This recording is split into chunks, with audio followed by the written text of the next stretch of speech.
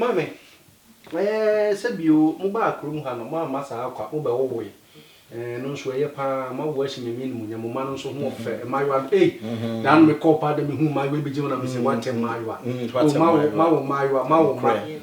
ma na mami musa o Ghana utime wo na wo se me bai kra de wo aso me si na tete wo wo na nani we yi na tete wo me de na me nya daje krom ha kwala tete etese yo that's krom ha kwala tete no de and Ukraine nyame ni authorities ni any wo ho say wo you ba tan ukuru ha na wo ma wani nkuru ma ho wo ma ne ba ji wo by force ye ba ji wo afense enti say why you ready so be wo dia na ni e so we nya daje e ma wo ma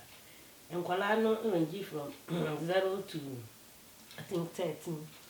onu kwani ho kwan say wo no kwa wo fie ana say uko school wadra wo emfa no nkoye nti no wo sori anopa say ye ne ane wo manketo no wo ye wo ban ho bibia ye ne toast make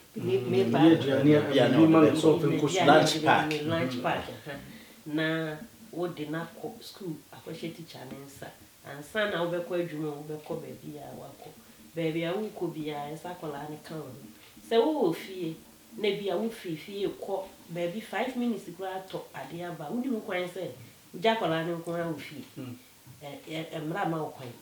say wo ja ne wo fie na obi wo neba kura ehu a wotimi twa wo ma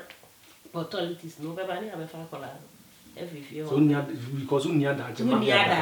ma bofra enti krom ha kola ne tete ye ne de tete wa wofo no mi nsulaga meka se o mo bre ankasa chen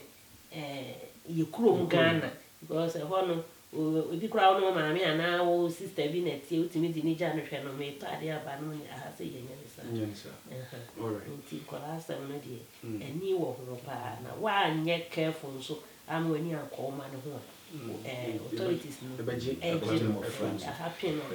you papa ye je nkwala na firi mu nsem but die mi busa ne se nkwala no se bi Ghana utimi tia kwala but kroma and man pese mi hu ase ye se me se de emra no atie no favor nkwala ne ade nti no nkwala no so aso odin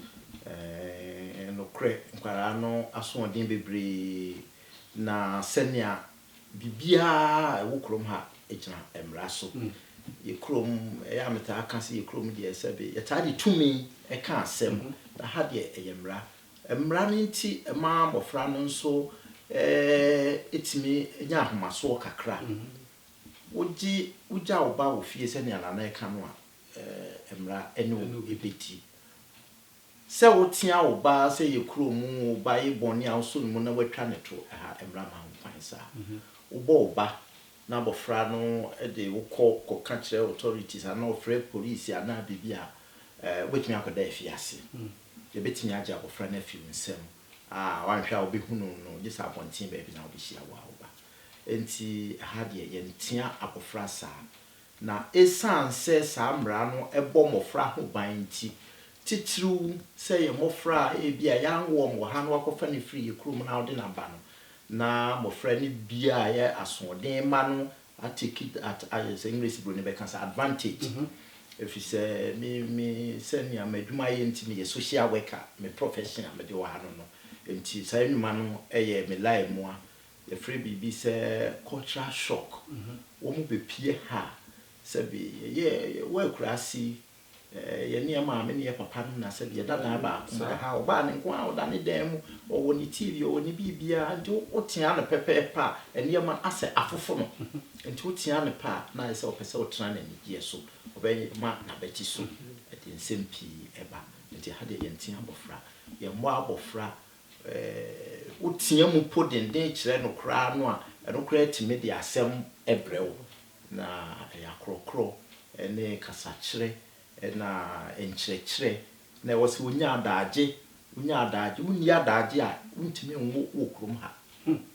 so unya adaje e ma oma na on na trance kosko ebebusa no ebre ben kra na papa na o maame etran ase edidi se ni na onya brema ye krom Ghana se be ye mofra papa ko afuo mu a obeba no no wada kwa enti no ni ho nanso ha de ni nyina huhia na agese onya bre e de mofra akola nya sen a eno no ay ka otimi ka se madame e ko fie du nwotwe 18 fie du na wa bi ya no watisi abonten o sa ma 10 days kura ontimi nka fe sa odi fie du nwotwe ne pepepe a ono a na ye mofra otimi ka se de me ye pani ye krum ha ka so be kan se ye bistema cell se mia na me de me ho me sigina e ma me na ye di timu e wo krum ha nti ba yo be ye ontimi nka hwe na se ja opese wo ba na kan ne ho ba wo ho a na wo de nchechire kasa chire ne ade kakra kra ne futu se ne a onte ne ho kra evro na plan na mu so krum ha mo ba ye minim se den krata asem etie je oman bi te se Germany se ja okum na ni krata na wo yo ba na wo fafu na ya wo nya wo ya no omuma on krata krum ha krata je wo be fa kwa be na be fa so obit manja krata me dasi krum ha krata je no e bra ye be mu no me de mi ti ye mi kunu na de me e be wu enti no visa na odi be fi woman ni mu kura be wura mu no na wo 1 year working permit oh okay first day na odi do kwa wadwuma wo ha wo betimi aye eno no nsa no ya na nkrataje no enye din because ukunu ni din da so kopem mfie miensa ni duro lese mo da so ware ibi ekoyi ya ni ama resident permit na nkasa permanent yeah what the etna mu akopim bra wa beka se bia wonte na kuro ha bi na ya na de ye edne kakra ni onu bewura mu no a wan fa sabiu ekwan paso ama ana se ne visa no permit ni se obetnem na wa overstay ya no mum na ya na wo mu enya problems no de ebi wo ho a ye twetwe wo mu kakra utiri ye ya na udi edru a wo fa lo ya ha so utimi di edru a ho kane no okay na utimi di edru na ekura edru di ni wo ho na ye Ghana fo no pa de kakra ebi na wo de Ghana wo de die na ekodi edru se enkran she ndi na so kane ni di na manfo di Ghana ni be di edru sabe na aban no ano yesu ja aban no wo so ne di ba utimi ka se wo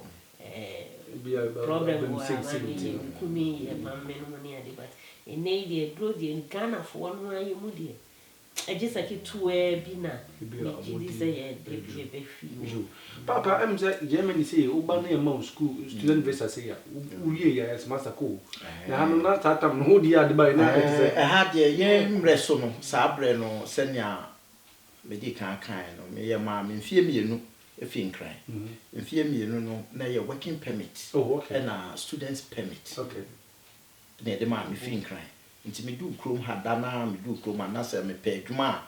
metimi anya adwuma ni bia metimi aye na wo school wo wie school no a ye mre sa bre no wo wie school no timi tena mu na wo ye adwuma eno bi ne de tena mu a de kai na ye be wie school no mu ho no na sai e bae se wo wie school a na e wo se wo sai ko na se na sa bre wo pese wo tena ha dia eno achi no na se wo ware kru mani a na wanya odi enya asetra na watra na sa bre no wo ware a mfie miensa na bae na mfie miensa na wo mte so de ko mfie mienu na won san de ba mfie miensa ene mfie miensa no ko mfie nso na no ba sa pepepe one ne betna mfie nso aba na be ma no na mfie nso na chi no eno kra nye mfie nso no so ya se automatic emra kakra wo ho se ultimate kasa no se wa ye adwuma mfie nso no mu mfie nan ene fa your friend is saying ukrata so e fiti na se de be kan se so good record answer no ejina so ne ya de amount permanent resident na ye ba ha no mu no na saa bre wotena krom ha mfie no mu a wotimi apply for krom ha a passport no say asembia ni wo ho oneka e wa ban mu se bi ukoye ehoni bi mi emfa nkoto afiase a na ye de saa nyama ni nyina ama na emre kɔ na ne be sesa enti efi be se emfie edu a etwamu nyama asesa bebre sese no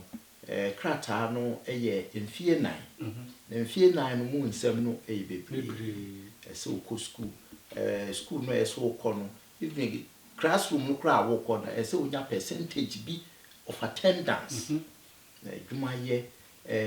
wo sika bi a wo se unya wakatua unya na wo mo a ene wo mo de students visa abegrom se krom ha ban etime ma scholarship the ma scholarship no be sua de a esan se aban na bo ho kanti no wo se ya ye bibi a friend green card order na ye de amam se aban abehwe wo krom ha enu nti no me ma nwoma na so de aye adwuma wo krom ha na watua tax ni bia ma aban na aban anya nsika o de hwe wo no nti no na omoma be se osumi mi ni na osumi ba ko ne fani omo etwa saade no nti uba na obewie school no a na wo se wodane na ukọ wo krom ha se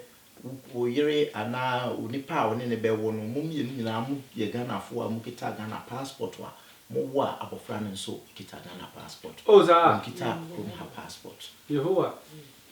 sana ha eti hayo na se ni na enya asem ketwa emrani mu ade pa yo enche bia de kasa no be wi na ye de be wi de na min kasa enya Ghana fo mo kuma ma men sha sin film ma no ma me Ghana fo wo kuma me de mba ma titi bi me am so me de mani hu ti sa o kan enya no kra me kasa enya no kra mo se temu ye etisan fi se ase mi hu se enkabo mu enni Ghana fo wo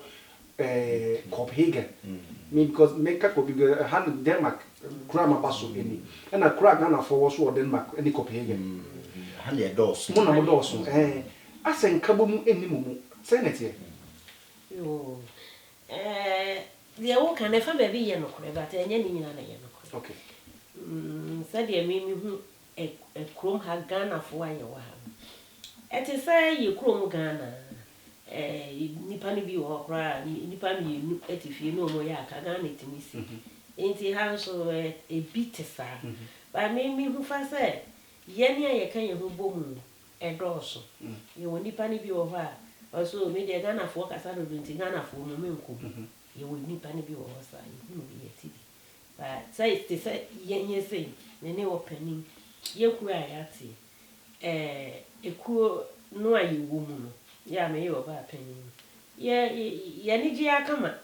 ye timi invite enipa na ye ni wo madidi abo mo especially bronya ye timi ye Christmas party invite adolf ye timi ka so bi a wo ba bi a wo ye kuba no wo ho kwan se wo di nipa ba ko ana nipa mi no be ba free wo medidi no nko obi a invite the open answer no de na ni nyina ya tena se ni adidi abo ni ya goro abom ya sabom ya no abom to so bi enkura ti se parties no ni ayi no ye frefre ye ho nipa ba kama enti that's why I say any krobia na nsa wo za me kan ya media ti mo so mo ni je yi ho se party da bi ye ni ye ho nche party na de ti ani say wo pen fo se wo fo do so a wo ye ni enti so bi anya ni 50 years no so wo ye party na akwata na chi wo bi a wo ba wo so wo to ni din na akwata na chi 50 no kura so ko bi so be nya bi kura oni birthday da to ono se sabe ni maami ana ne papa e bi ka mu no so be ka na chi enti matese papa matese yese ayi o ma mi nua ba e wo fa se kure wo atimi yayi